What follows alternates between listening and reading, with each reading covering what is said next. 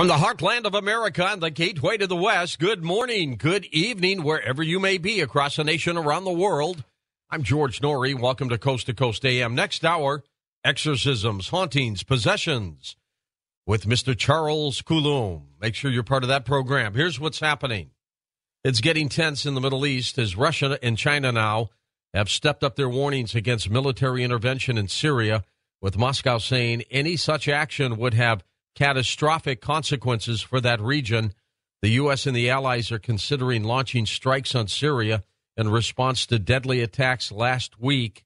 They could come at any time now. Robert Young Pelton, of course, he has been a regular on Coast to Coast, author of License to Kill, Hired Guns in the War on Terror. I wanted to get Robert's views on the situation out there. Robert, welcome, and thank you for joining us. I have a feeling we'll be talking many, many days on this situation. Yeah, well, Thursday probably is when it's going to start, and what you'll see is a degradation of a lot of the missile sites and military bases and command and control.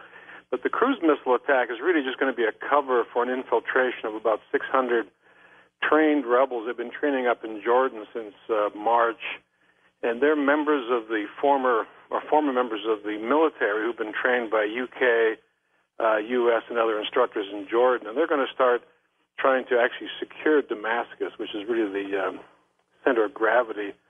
And Bashar Assad is currently in Latakia, and his major concern is keeping the Russian port open. That's where his weapons and money come. So I think this is an interesting move. The government doesn't talk about it, but you'll see some developments on the ground being masked by the chaos that you're about to see on Thursday. They want Assad out, and they want him out badly, Robert, don't they? Yeah, but they got to cut him off at the knees. And so if they can control Damascus and they can bring in the former, well, these are all Western-trained, guerrillas, and basically beat out al-Nusra, which is the al-Qaeda affiliate, and even sort of stabilize the FSA, the Free Syrian Army, you'll see things improving. So I think it's a good thing. Robert, yesterday we talked about the possibility, in quotes, that maybe it might have been the rebels that did this chemical attack in order to get us and Britain involved in this war. What do you think? Well, what's interesting to me is, the timing is rather extraordinary. I mean, the UN team shows up at the Four Seasons, and boom, there's something for them to do.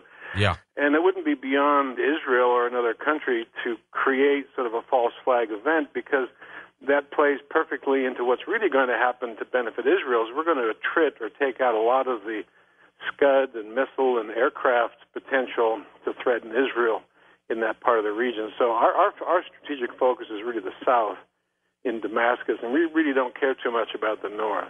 Little rhetoric from Russia and China, but are they going to do anything? Let's see. Well, also, don't forget Iran is also threatening to attack Israel. So it's like walking into a bar and everybody's drunk and throwing beer bottles at each other. It's going to be an interesting week. Okay, Robert, stay with us because I'm sure we're going to be tap-heated to your expertise. Robert Young Pelton.